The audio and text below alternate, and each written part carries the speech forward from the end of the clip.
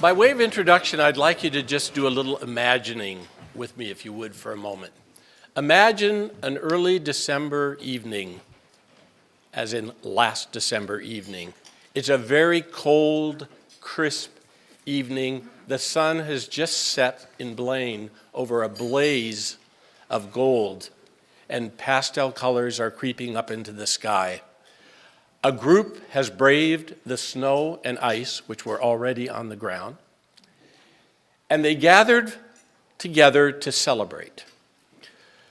There were tribal leaders, there were farmers, there were homeowners and pet owners, there were federal, state, and local government agent representatives, people who had for 12 years worked together to prepare for this celebration, which was, after 12 years, the reopening of Drayton Harbor to shellfish harvest. Quite an accomplishment. They did it through collaboration, cooperation, a bit of debating, I'm sure, off and on, but really problem solving. And so we gathered there and spoke with each other enthusiastically about what that collaboration had achieved and what it would mean for the future of Whatcom County, not just there, but in other parts of the county as well. It was a tremendous opportunity to celebrate and to think about sometimes overlooked portions of our economy. You know, we've spent, even in this room, many sessions debating pros and cons of things like coal terminals, transshipment of natural resources, etc. But we often overlook some of the best things that we have right here, that we produce in Whatcom County. And this celebration in Blaine was special because the piece de resistance was an incredible gathering of oysters and mussels that had been harvested that very day from the sparkling waters that lay beneath us at Drayton Harbor. They put them on the fire, they were all steaming, we ate them, we enjoyed it. It was a great cuisine, it was really cold, but everyone easily endured that in this feeling of accomplishment. And I felt that was really an emblematic event that helped touch off this theme that we're going to talk about today. And that is how we can create a cuisine culture in Whatcom County. How we can draw upon locally produced, healthy foods, well dispersed within the community, and products that come from them to really capitalize upon one of our greatest assets. And at the same time, provide employment opportunity so that the jobs we look at could be in this sector as well as others. So I'm delighted to say that to help us look at how we can create a cuisine culture, we have two great speakers today. First of all, Steve Van Ausdale on my left here, who is a recently retired president at Walla Walla Community College and played a really formative role in the development of the wine industry that has really become synonymous with Walla Walla. Quality, quantity production, and everything that goes along with that industry. Then also we have Kenneth Lawson, who is the Vice President for Instruction at Skagit Valley College. And Skagit Valley is just in the process of launching a craft brew academy program to capitalize upon what can be used as elements, and I'm going to let him talk about it, elements in craft brew production here, but also reflects the kinds of quality materials that we have right in our Northwest Washington that could help provide that. So we have insights from both of these people. I'm going to ask Steve to speak first, and then Kenny will provide us with some comments of his own that describes more of the program and how it relates to this topic. And then we have a couple questions I'll pose, and then we'll open it up to the audience. So the members will have a chance first to ask questions, and then guests certainly are welcome as well. Steve and I actually go back a long way. I was active with the Trustees Association when he was president at Walla Walla.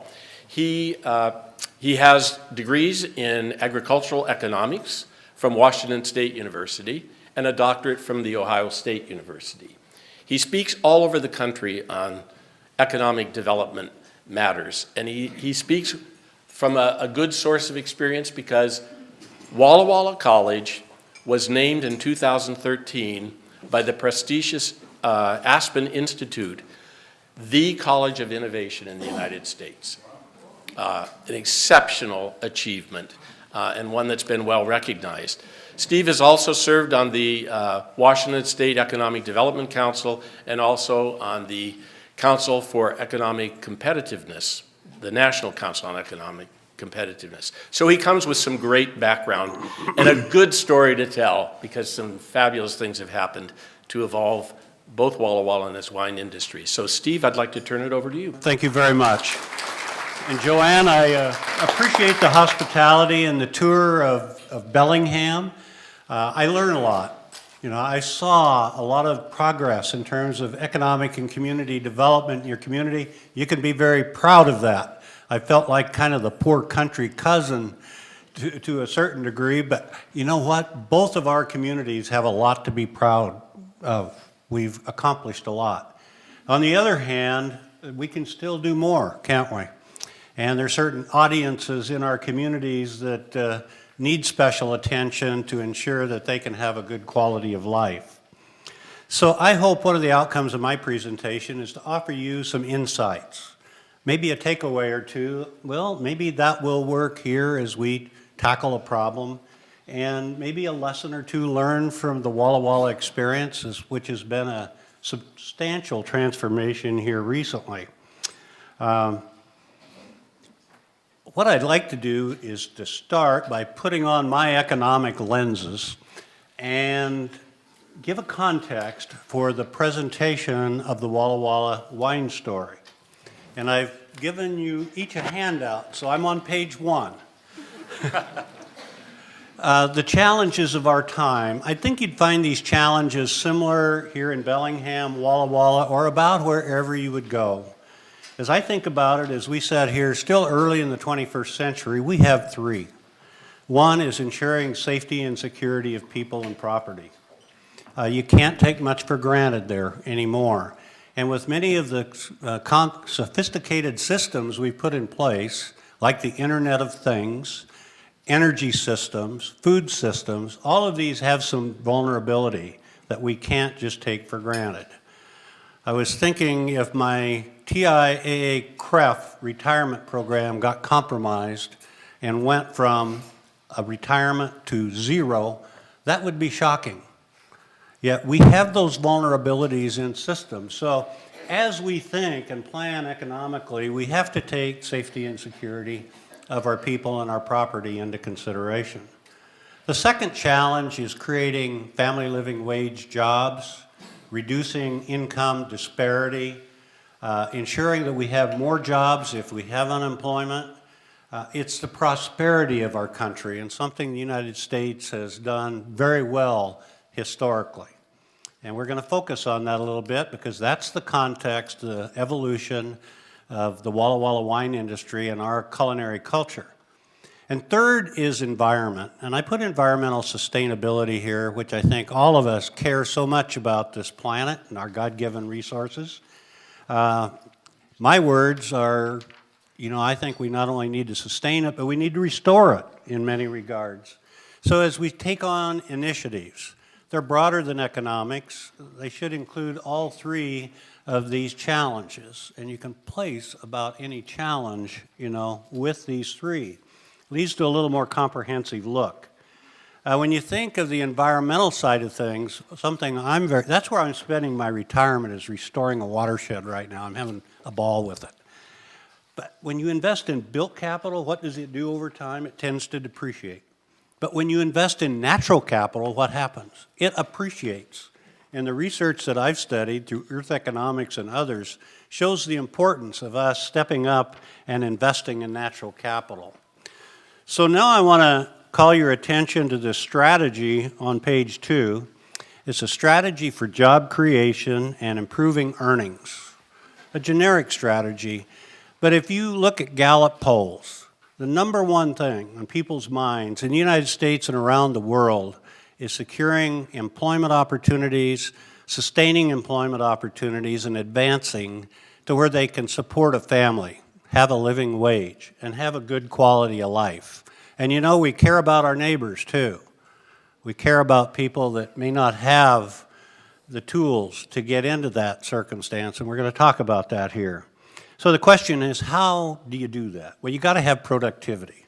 Now, that's a key word in my vocabulary when we come together and say we want to make a difference. What can we do to enhance productivity, which will enable us to grow jobs and better jobs? There's three drivers as I see it.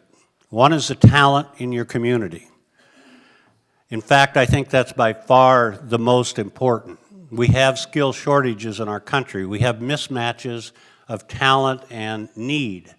And I think one of the biggest challenges is to continue to grow your talent.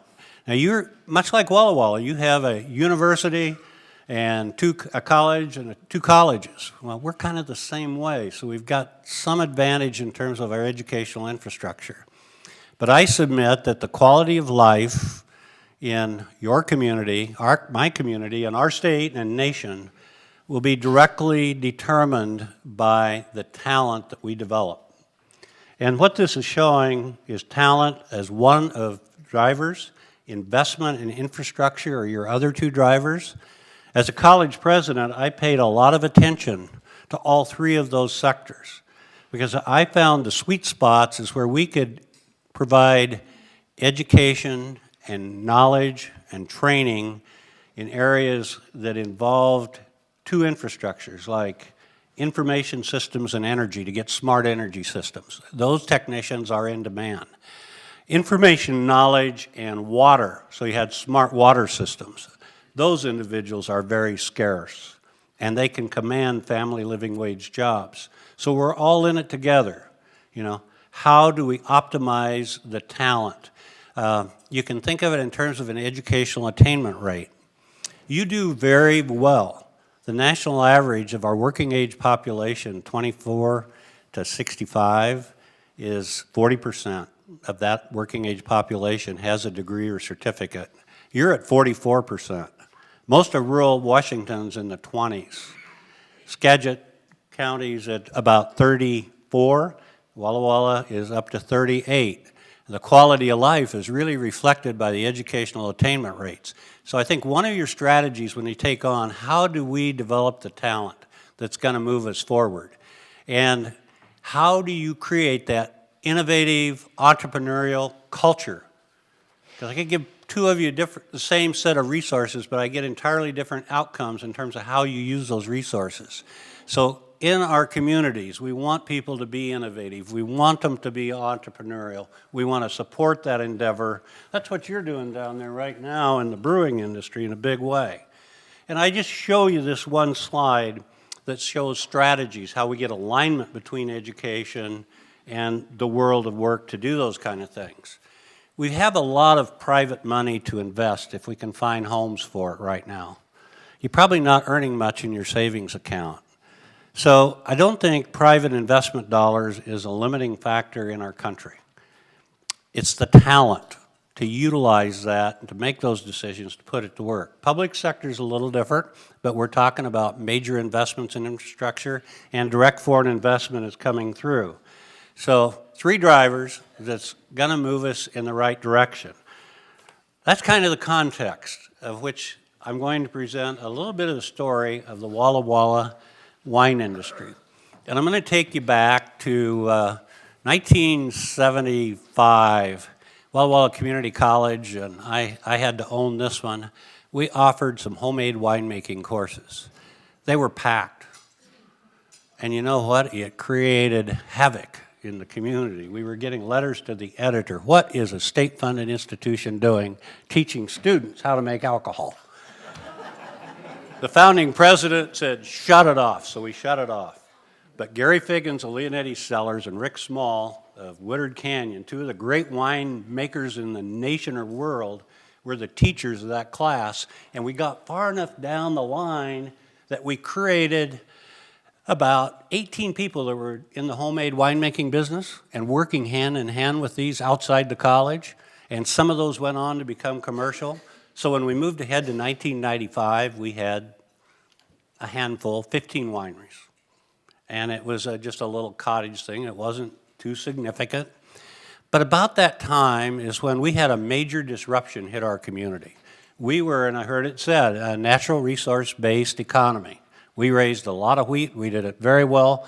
We had vegetable crops. We had a lot of processing. We had some timber. NAFTA came in and just closed it all down. And the next thing I know, we have 1,500 students trying to get into programs at the college to retrain to do something. And my question was, train for what? You know, we had to not only transform the lives of the students, we had to transform the communities we serve. And that's when I took a real interest in the quality of life and the economic viability of a very rural area. When you go across rural America isn't doing very well right now. It's tough. With the dollar value up and the price of our products down, it is tough. But Walla Walla kind of hit a sweet spot during this period of time. One of the things, and the college took a pretty leadership role in this, we said we've got to create some programs where there's a good outcome. So we doubled our nursing program and built 2 nursing buildings. We entered into a big partnership with the John Deere Corporation because technology was changing in agriculture, and we wanted to help lead that change. It was a fantastic partnership and still going today, 27 years later. And then we said, we got to look at value-added agriculture. And I remembered back to the wine circumstance, you know. So we started talking about this, start kind of quietly with some of the leading winemakers initially, and then more openly, and got support and pushback.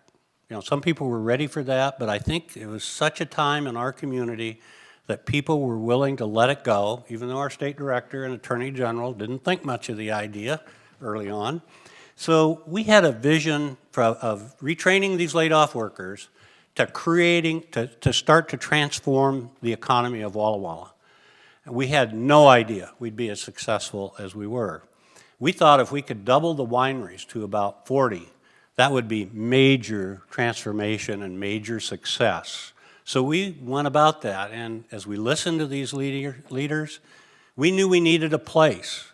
We needed a center where this could take place. We could use a winery to start the program, but was there interest, or was this just an idea? So we offered courses in viticulture and enology, and we had 800 students sign up. We had people coming from Spokane and Seattle to take courses in enology. You know, unbelievable demand. We had a great idea and no money.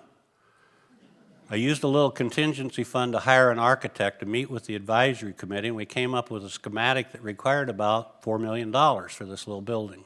And then the vision grew, and it became 5 and 6 and 7. Well, we had a vision, and people shared this vision. They bought into it. We got less than $1 million from the state of Washington. The rest we raised locally in 9 months. Powerful ideas people will pick up and buy. There's Seattle money, there's Portland money, there's Spokane money. It connected us with urban areas. You know, you got to have friends in places if you're going to finance something like that. So I guess one of the takeaways is the power of a vision. Our vision then became, you know, we're going to teach people how to make wine. And that wasn't going to do it. We had to teach people, following back, how to grow the best wine grapes and make the best wine in the world. That became our vision. Grow the best, make the best.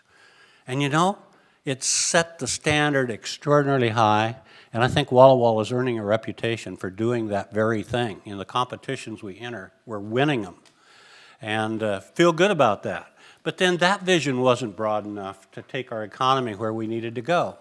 It was about wine, food, and art, the emerging creative economy. That's what people want.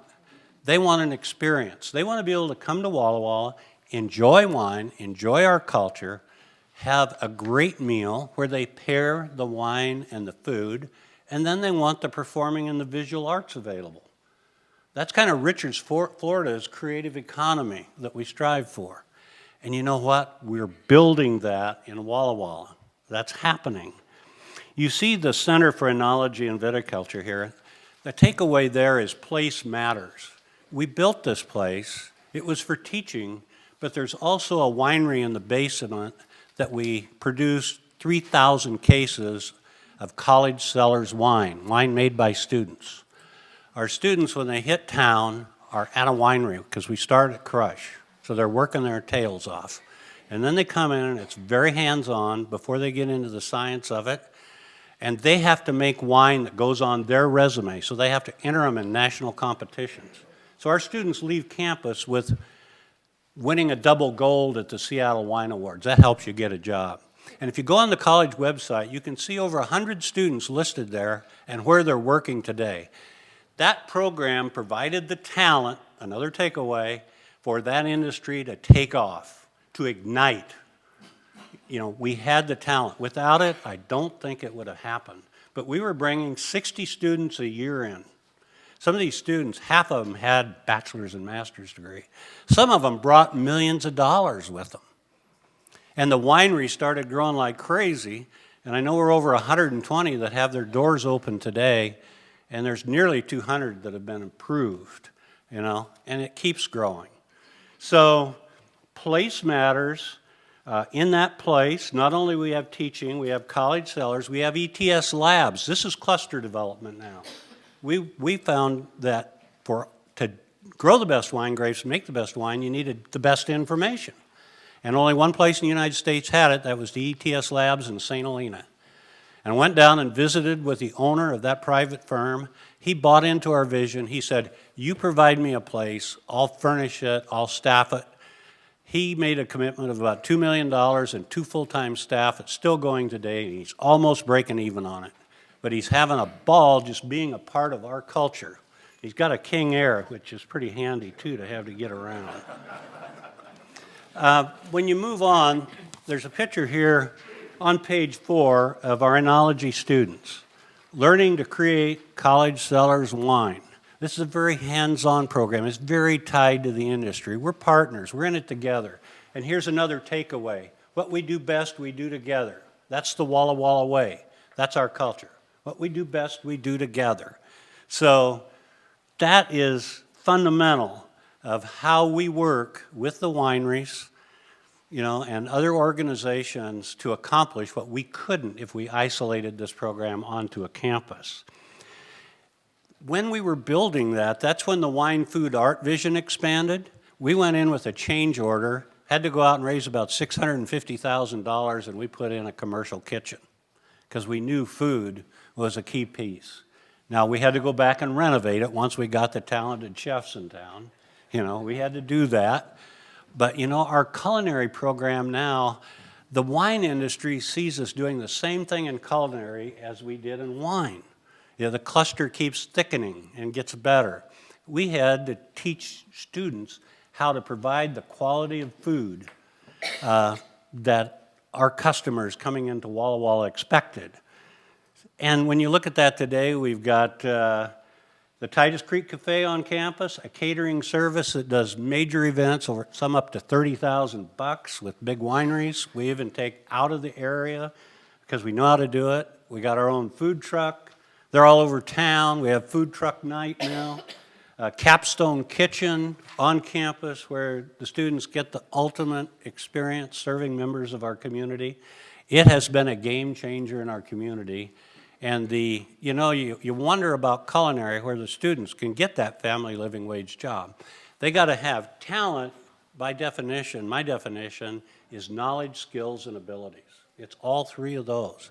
So we've got to provide the knowledge, skills, and abilities that they can get those jobs that are going to produce good family living wages. But then the cluster just keeps going. We ran into a water problem. I looked out my window this morning, saw an ocean. But I understand you have water problems too, just like we do. The vineyards in Walla Walla, the assumption was we could put in about 2,000 acres, and that was it. That would exhaust our water The tribes were concerned because it was going to compete with fish. We had a problem. Then the Walla Walla River dried up and some fish were killed. So we had a big water problem. And we created a water alliance, the Walla Walla Way. We got the tribes, we got the water users, we got the politicians, everybody around the table and says, where's the common ground? That ended up on a water plan and a water center, much like, place matters again. This water center is where all these entities are co-located. Sustainable Living Center, the tribes have 6 researchers there with about 20 technicians. They're doing fish research. We've got Unibest International. It's a spin-off out of PNNL Labs on soil quality, water quality. In fact, if you go on to Amazon.com and you put in for soil kit, you can get a kit for $24.95 that you can go out in your garden, take a piece of soil, send it in, and they'll tell you what fertilizer you need in your garden or your farm. That was developed right there at this center. And, that's the innovation and creativity. Good things beget other extraordinarily good things. It evolved into a tremendous relationship with the Confederated Tribes to where when we dedicated this building, their tribal council chair says, this is the first time since 1885 we've really felt welcome back in the Walla Walla Valley. That's a culture thing. That's a big deal. So culture matters big time in this stuff.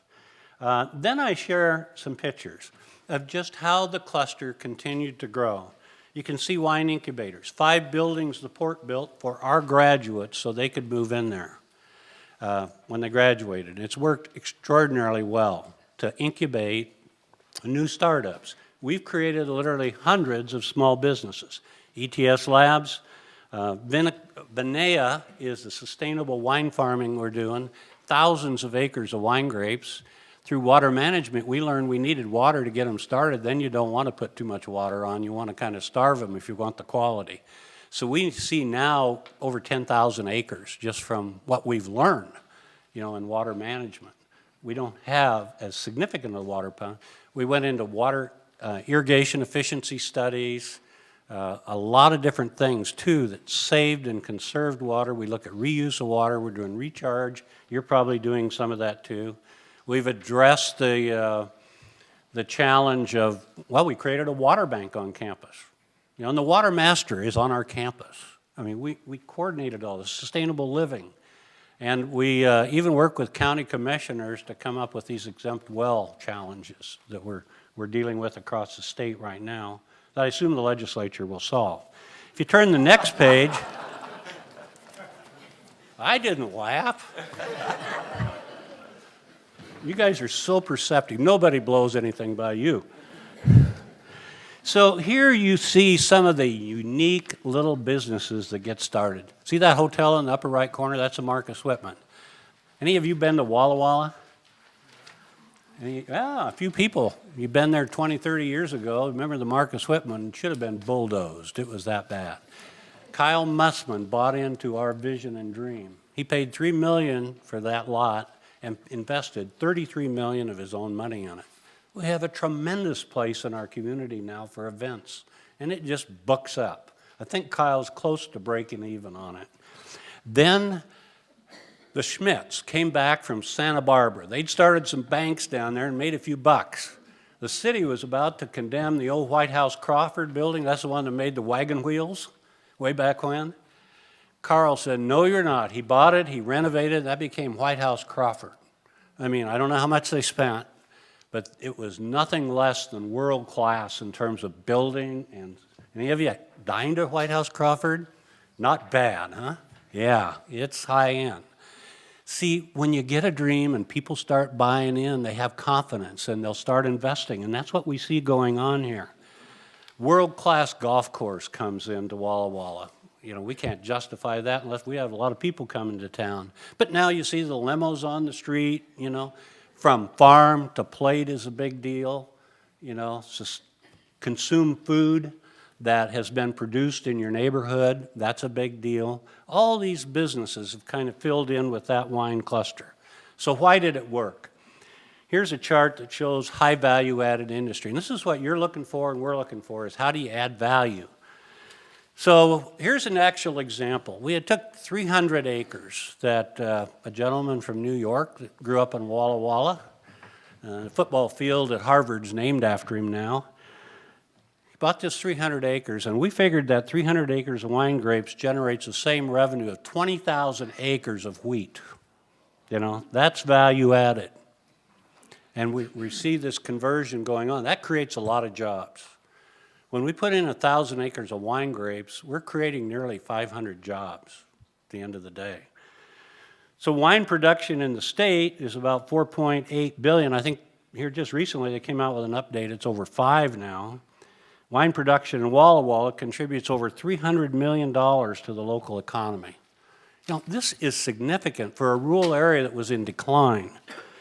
And then the secret is tourism. We're making a lot of money from tourism, and you're all invited. It's probably going to generate more revenue than the wine production. And here's the key. If you're a wine tourist and you come to Walla Walla, you're going to spend about 2.5 times as much at your destination. You're probably going to come in with a Suburban empty, and it's going to leave loaded. That's the model. That is a good thing, and it's legal. So, 6 years went by. What the heck is happening, you know? Walla Walla Community College says we're going to do a wine cluster study, and we're going to pattern it after famous Michael Porter's wine cluster study at Harvard. His was a conceptual model, never been done. We did it. We got a $250,000 grant. I got a PhD grad student in economics from University of Washington. Compromised, I'm a cougar, but he was a good guy. And then we hired 2 economic firms, economic modeling specialist, who we had a long working relationship with, and Earth Economics.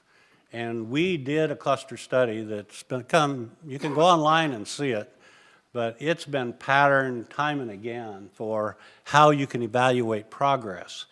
And what you see here, we looked at what was going on in Walla Walla. Remember what I said in '95 when things were going south? We had out-migration of really good, talented people. We started the wine program in 2000, and hope came to Walla Walla.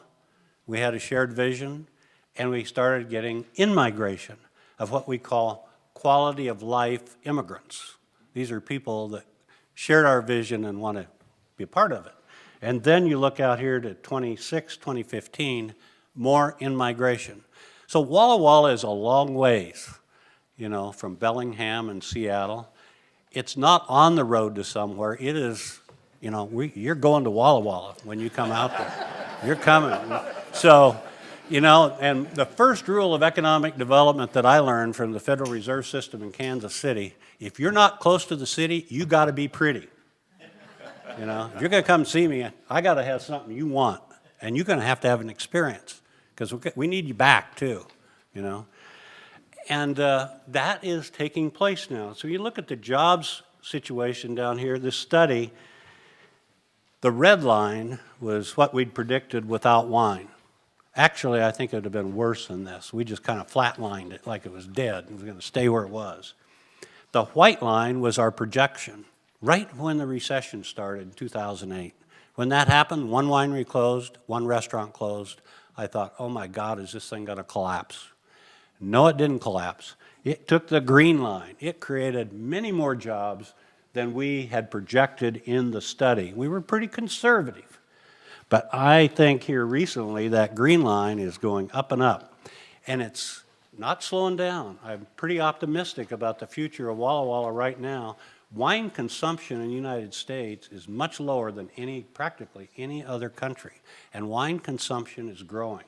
I spoke in Trier, Germany, to a group of 150-some wine economists from all over the world, and they tried our wine. They couldn't believe it. Then the leader of the German Wine Institute spoke, and he said, the United States is our #1 target because they don't have enough wine. That reinforced me. He shouldn't have said that.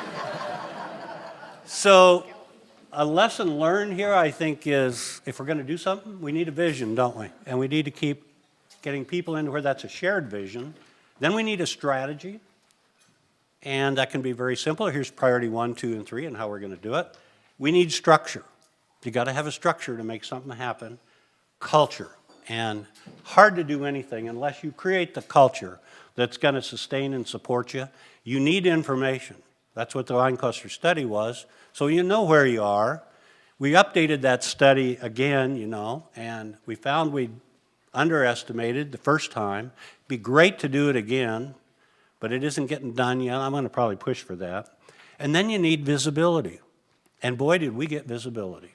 Walla Walla it's become known everywhere, and we get world travelers now because of the knowledge of the quality of wine that is being produced there.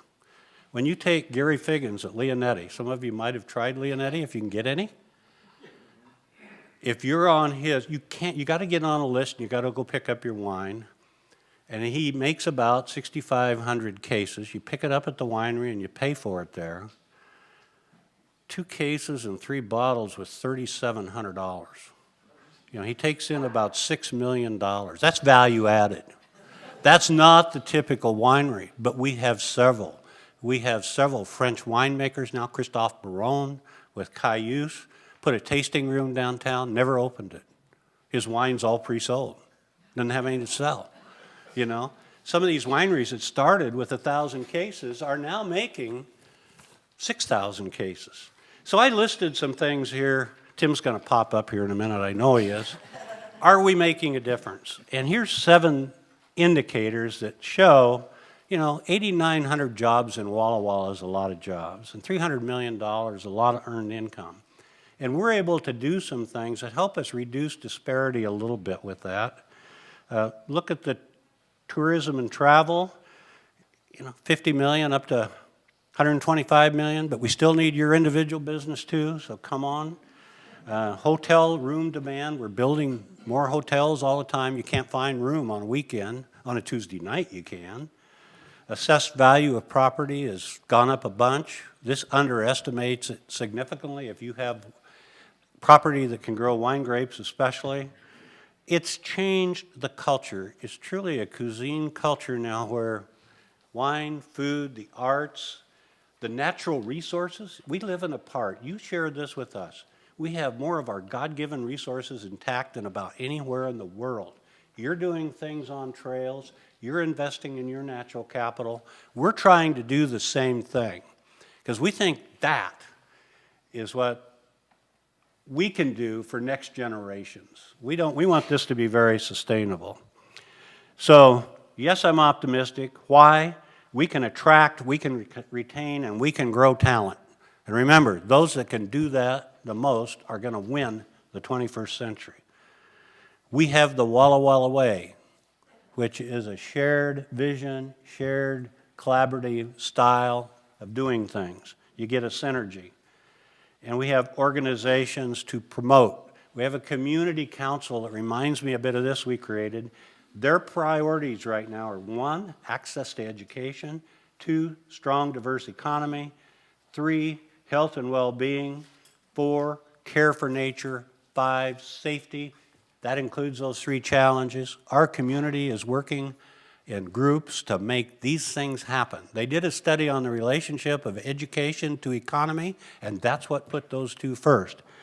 You got a problem? I do. So, I need something to drink. In conclusion, on my last slide, pretty good timing. You got up just a little bit.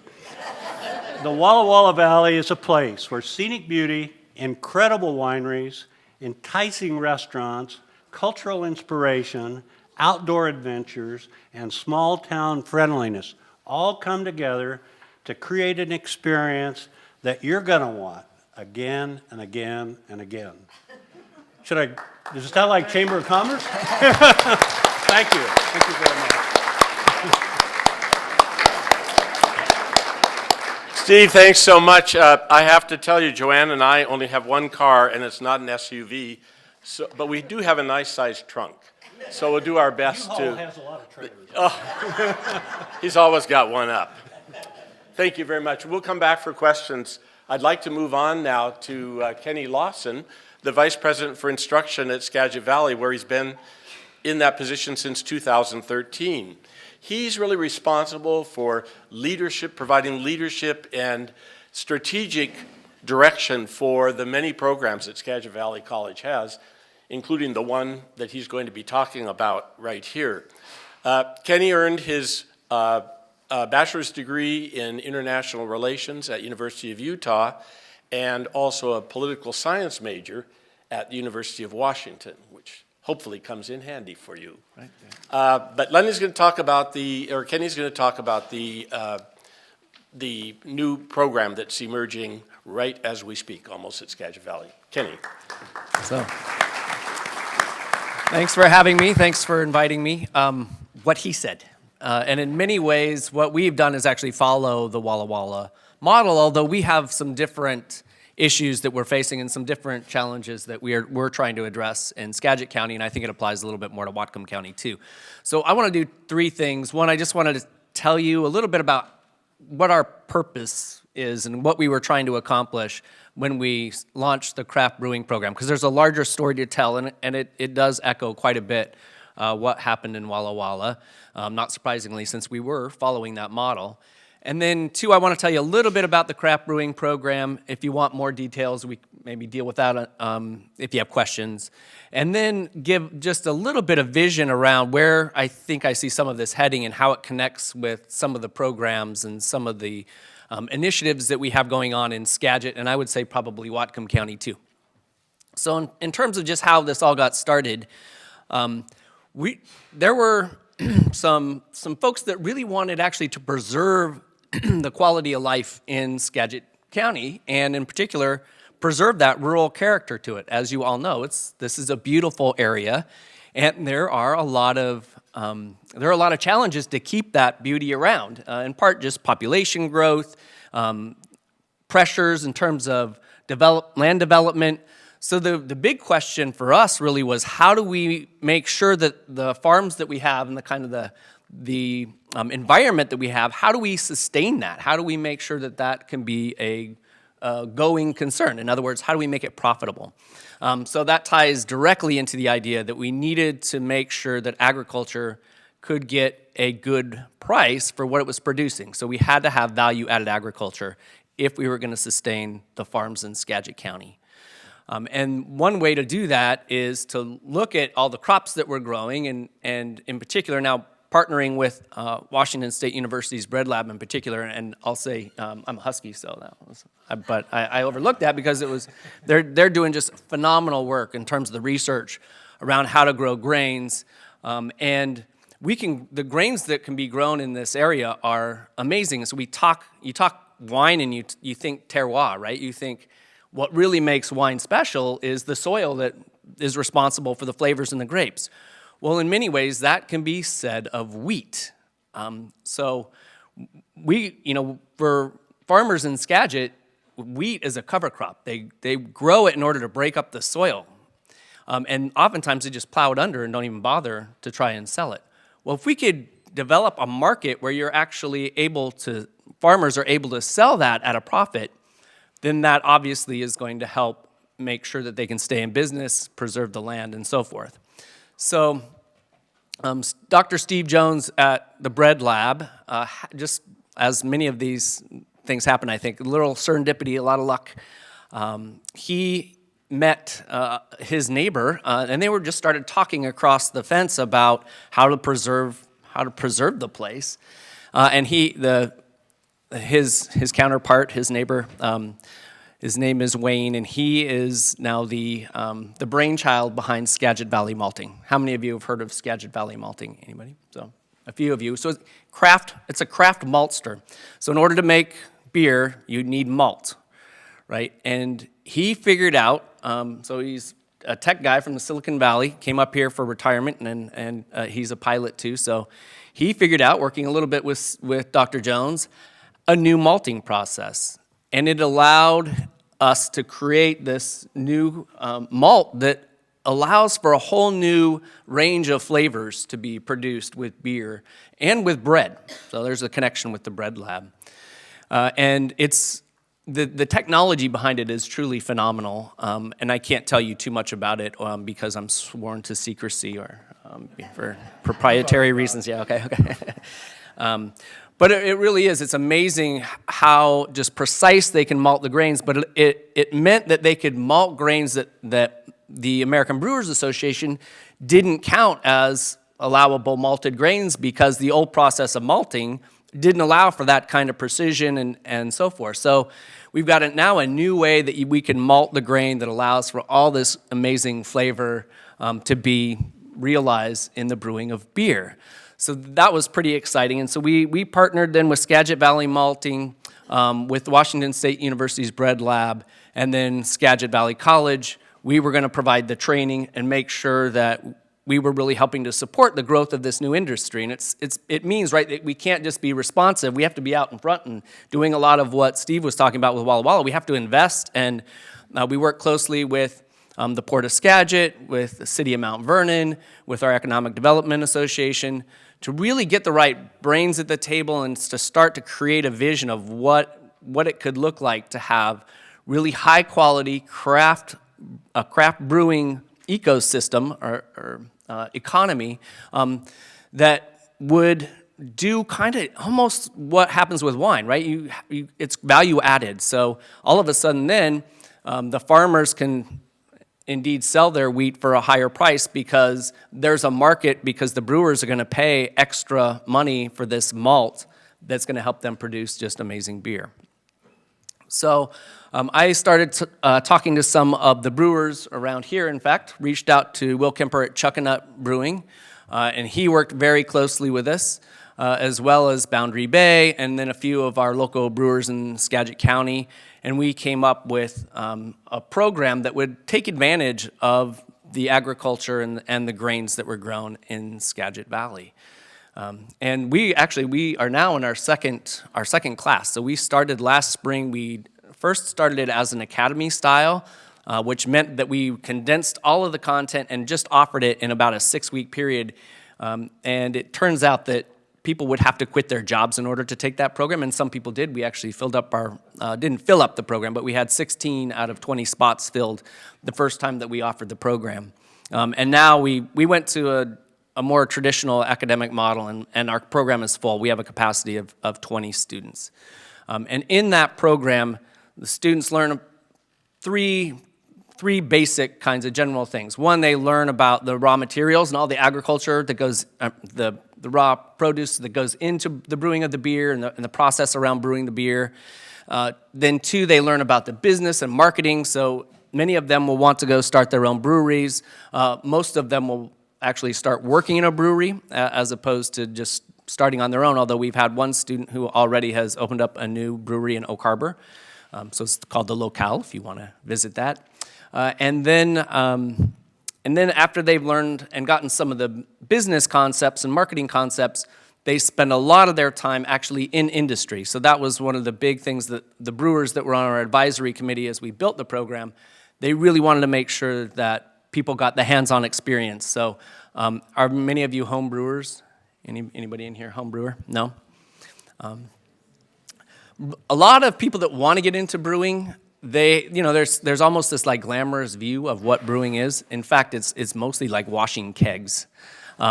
So the brewers wanted to make sure that these students got real hands-on experience and understood exactly what they were getting into, so that they could really support then the industry and not just have people that were sort of had an unrealistic view of what the work was actually like.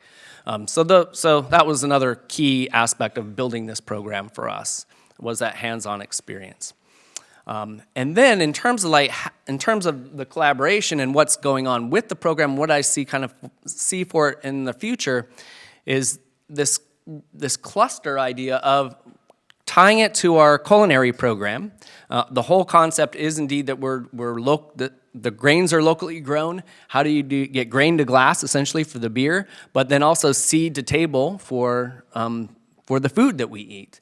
So a lot of what we're doing with the malts, we're in particular working with the Bread Lab and figuring out how we can use those high quality malts for baking bread, crusts, and so forth. So really strong tie-in with our culinary program. And then full circle, we've also tied it to our sustainable ag program. In fact, we just got a state board grant for $150,000 to really coordinate those efforts among those 3 programs of agriculture, culinary, and now our craft brewing program to see what kind of synergy really comes out of that. So one of the things, of course, that we're doing is figuring out how we pair the beer with the food. Just like you would pair wine with the food. And there's all kinds of just like exciting culinary kinds of things that are coming out of how you pair the food and the beverage, and really taking advantage of the amazing resource that we have right here. We don't often think, I don't think of the West Side as being a center for agriculture, but it really is. And what we can grow here, there is a very specific soil that allows us to do amazing things. And it's been really cool to be a part of that and see what we can do with the food that's grown locally. So I still think there's a lot to be, to come out of that synergy between those 3 things. And we, in fact, just had a local kind of destination brewery that had started in Austin. They've got some partners now looking to locate in the Skagit Valley area as kind of destination place. One of the issues, I'll just raise this real quick, is, as Steve said, visit Walla Walla, right? But for some of our farmers anyway, they do have some concerns actually about too much tourism in the area. They want economic development, but how do you balance that? How do you make sure that there's not too much pressure? And they don't want to necessarily be in the business of tourism. They want to be able to grow their food. So kind of just a little bit interesting kind of perspective, I think, from at least some of our farmers that I hear expressed. So I think I'll just leave it there in terms of kind of what the program is like and how it got built and where we can maybe make some connections. So. Great.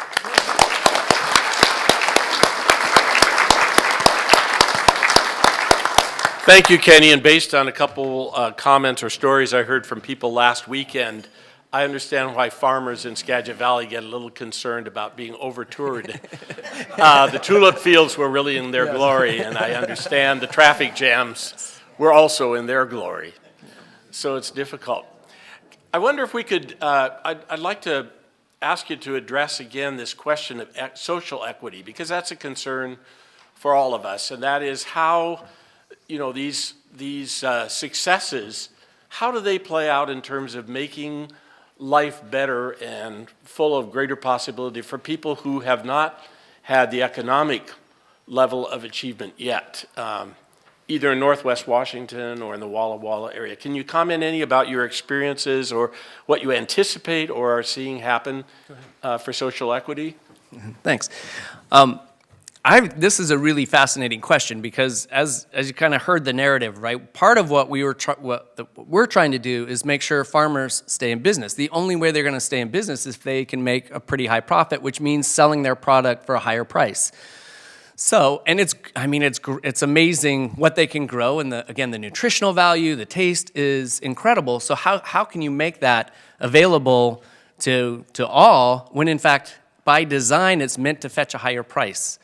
So I don't really have an answer to that question about how you do that other than to recognize that part of what we're doing in terms of trying to grow the economy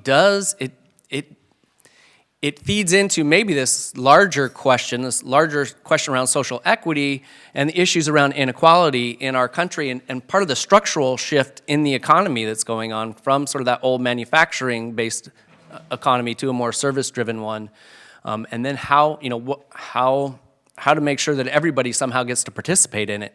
We do have, of course, a lot of, in our food distribution systems, we have some community partners that help to redistribute food, make food available. So we're doing some of that, but in order to really make it accessible to all, I think is a huge challenge. Well, I think the changing nature of our economy is the tide's kind of going out, so to speak. When you look at rural American agriculture, we have replaced labor with technology. You take a $600,000 combine, you have just replaced, like back in the days, I'm pretty old, but we had pull machines and old self-propels, and when the harvest crew came in, there was 15 people at the table to get the crop in. Now it's 2, So this technology has eliminated a lot of unskilled labor. So we're seeing our unskilled, there's a disparity between skilled and unskilled. If you don't have skill sets that let you supervise people or supervise technologies, the way I like to explain it, what competitive advantage do you as a person have? That's why I'm saying knowledge, skills, and abilities. I dedicated my life to community colleges. Community colleges are a great equalizer because we open our doors and we support the heck out of students that otherwise are not going to have great opportunities.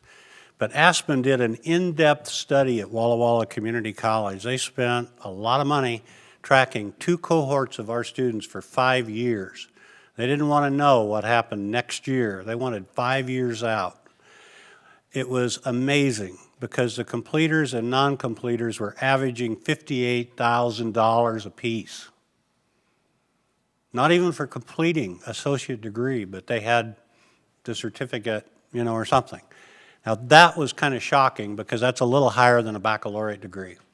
But it was the alignment of our programs with the real jobs that are out there. And I think we in education have a responsibility to look at that alignment and try to improve and work with you in the community, the business, the employer, to know what's relevant.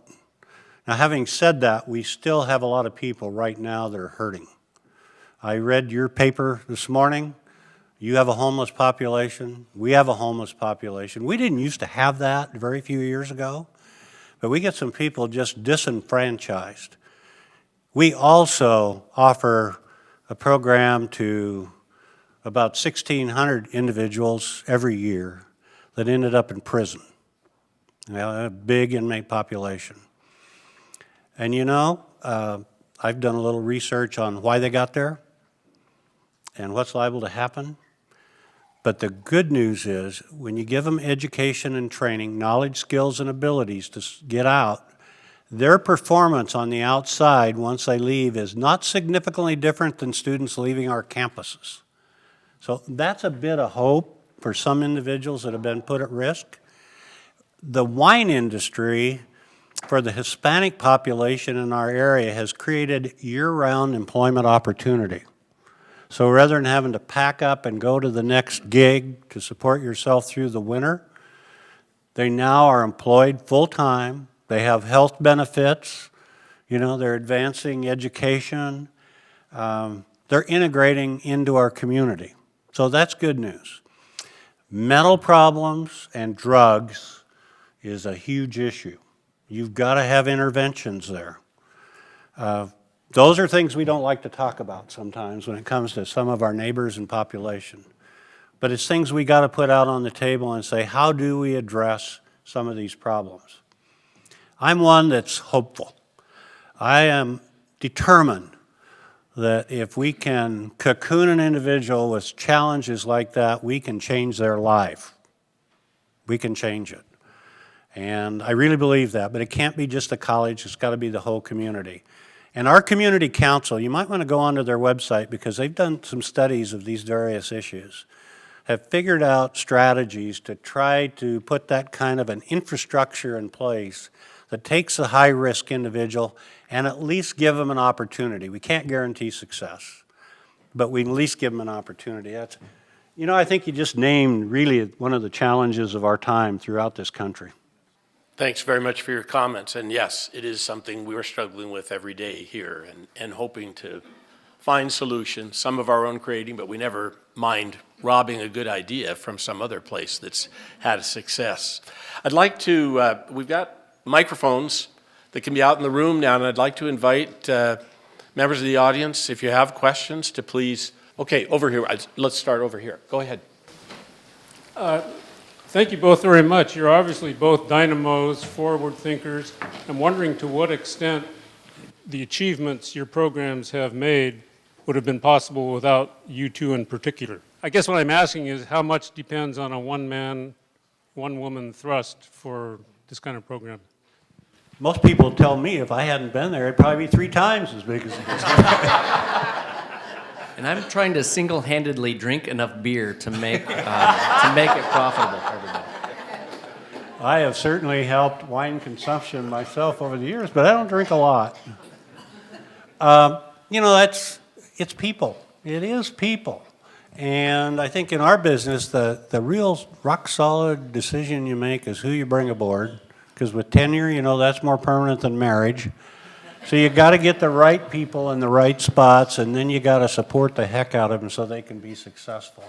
And you got to look saying, I'm not going to be there forever. This is my position. I was president of Walla Walla Community College 35 years, and in the system, more than 40. Had dinner last night with a good friend that was one of the early presidents at Skagit Valley, Jim Ford. It goes way back. But I hope our system is preparing young individuals like this that what Kenny had to say is encouraging. He's going to be around a while, and he's going to be able to sustain this. He'll probably end up being the president of Walla Walla Community College and take this wine program to a much higher level. And I would say too, it is about collaboration though. So it's definitely not one individual, but it's fun to work with so many creative people. I will say that this has been a really fun project. All the way from the Brewers are also just incredibly creative, and they take different approaches, just like our maltsters and the folks at Washington State University's Bread Lab. It's pretty cool. Incidentally, I should use that as a quick opportunity to say this is very well timed, this presentation, because this is Beer Week, Bellingham Beer Week. Did you know that? And if you go online to bellinghambeerweek.com, you can find out the activities going on and some collaborations, creating new beers, et cetera, et cetera, et cetera. So Did you create that, Kenny? I did not, but I will participate. It's going. Okay, other questions? How dependent is the wine business, for example, on immigrant populations? You hear the question, how dependent is the wine industry on the immigrant population? Agriculture is dependent on the immigrant population. 95% of the workers in agriculture in the state of Washington are Hispanic. 95%. And of course there's different skill sets there. What we found is many of the early immigrants now are doing pretty sophisticated skills. I mean, we look at our technical programs at Walla Walla Community College, and we got Hispanics being very successful in those programs. And yeah, we're concerned. We are very concerned. I think this was in the paper again this morning over here, that a good friend of mine runs a pretty labor-intensive operation. He said that it could put him right out of business. We have one apple orchard in our county that has 7,000 acres of apples. 7,000. Totally dependent. It's a whole community. And Brochies have had some problems in the past. But, this is something that we as a society are going to have to think very carefully about. I was telling this table over here an interesting immigrant story. I've been working with a tribe and just having, it's enriched my life. I've met some very interesting people that are linked to the land, and I'm a farmer too. I'm linked to the land. And this woman who's on their tribal councils, I invited her to attend a Port District meeting because we were talking about issues that could relate to the tribe, and she came and somebody asked her a question about how they're getting along with us white guys.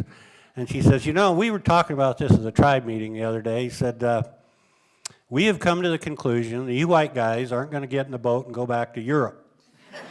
So we're just going to have to work with you. Now, doesn't that put it in perspective? We don't remember that we came before, So we are a nation of immigrants, and we are in a global society, and we've got to figure out how to work together. Personally, I think our immigration policy ought to be based on opportunity for people to thrive in our country. And I'd much rather see some of the business in Seattle and Bellingham than in Vancouver and other places, because business is going to go where the talent is. I'll tell you, talent in the 21st century is huge. And if you want to strengthen Bellingham, you strengthen the talent. But you do a great job right now of attracting talent here. This is a great place of high amenities. So you've got so much advantage over Walla Walla that it scares me a little bit. So we're just going to go back and work harder and harder and harder. I'm wondering whether or not this is even an appropriate question for here. There's so much wonderful work done on wine. Do you think this could also be transferred to perhaps the hemp industry for the wonderful things that hemp can do for land and farmers? I think you're on to something. You know, I think it's been a bit tied to marijuana, which seems to be becoming much more popular. Hemp has a lot of potential uses. And WSU, boy, it's a good thing there's a WSU. WSU's done some recent research, and I think they approved a handful of farmers to start experimenting raising hemp, and it would provide an alternative crop. I mean, I'm a wheat farmer, so I spend $6 an acre raising wheat and sell it for $4. So you want to know how to make a small fortune? You start with a large fortune, and you raise wheat. So we do need alternative crops. We've got to get innovative. There's no question about it. I'd like to know, when you form an economic effort and you move your college forward, how do you handle the naysayers in the academic side that tend to fight growth that's not in their favor? Good question. You want to take that one first? Go ahead. I took the last one. Yeah, sure. I got an answer. To be honest, so, you know, at Skagit, and I'm sure that this more or less the same approach at Walla Walla too. We're very intentional about trying to align our workforce programs to the regional economic strategy. So we go out and work with Economic Development Association and the counties and really try and make sure our programs are reflective of where the community is going. So, you know, as long as we're creating craft brewing programs, most of the academic faculty have been pretty excited about it, as long as they can be a part of that. Really, there's, at least at Skagit, and I'd say I've been at 3 community colleges, and I'd say it's pretty much the same, is that to the extent that there's division, it's more concern about resources and who's getting those resources. And the professional and workforce programs are more expensive. But by and large, we're all in the mission of student success. So I wouldn't say that the naysayers really get in the way too much of us offering the workforce programs we need to. And I'm saying that genuinely, I really do think that. We gave the faculty a discount. That helped. Some people would say I am not risk averse, you know. And I think some of the greatest things we do, there's an element of risk to it. And you got to, getting people that have adversary, if you can get them closer, you know, keep your friends close and your enemies even closer. We've converted a lot of people. And I had to do that with this wine program. It was very controversial in Olympia. When the state attorney general thinks you're doing something wrong. But, you know, we went through it, and now they're our greatest supporter. We've got time. Actually, go ahead. I was just going to say, because they went through it, it made it a little bit easier for us. So we do have a licensed tap room, by the way, if you ever want to come down and visit. We're Cardinal Craft Brew. It's located at the Port of Skagit. Along with Chuckanut is there, and the Bread Lab is right up the street, too. So we've got a nice little cluster there. So now you can come and drink the best wine in the world on the Walla Walla Community College campus at the college cellars. And Google that. It's interesting.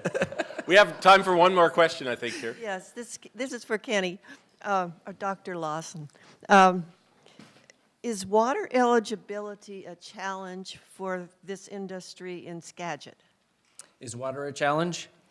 Mm-hmm. Yes. For the most part, you know, the issue, and Steve is your expert here when it comes to water. With regard to craft brewing, you know, one of the reasons, and I don't know the history well, but one of the reasons humans figured out how to make beer is to make sure they didn't get sick drinking the water, right? But of course, you want high quality beer, you need clean quality water, and you need enough of it. But our problem has probably more to do with issues around quantity as opposed to quality. And a lot of that has to do with just the water rights, not obviously, given the winter that we've had. It's not lack of water, it's just how we distribute that water. So that is an issue, and definitely for farmers, it's a huge issue in terms of their ability to tap into the water, especially like last summer, they of course need to figure out how they're going to irrigate and have access to sufficient water. So those water rights issues are big. I have to say that this program began with a thought that we should do a program on water. And after the committee talked a lot about that and could see just how entangled that question became almost immediately, we decided, why don't we know that water is important here, but maybe there's another thing we can look at. And so we decided, let's look at economic development, the improvement of our ag industry opportunity here, and what that can provide for us as well. I'd like to thank our two speakers for joining us.